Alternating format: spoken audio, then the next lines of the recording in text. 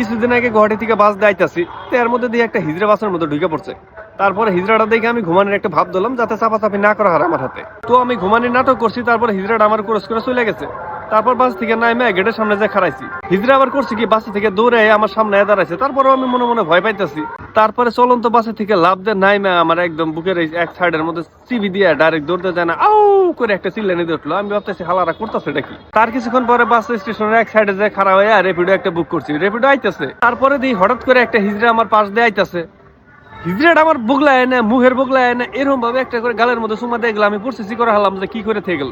এই কাহিনীগুলো আমি কে কইতাছি ভাই, এই কাহিনীগুলো হওয়ার পরে হিজড়ার প্রতি আমার একটা ফোবিয়া আয় পড়ছে, মানে ডর একটা আয় পড়ছে মনের মধ্যে। হিজড়া দেখলি ডর আয়। তো কথা হলো রাস্তাতে যখন হাইডে যায় কিছু মাইয়া এরকম বাজে বাজে মেকআপ করে, তো হেরা হিজড়া না আসলে মাইয়া মানে কনফিউজ হয়ে যায়।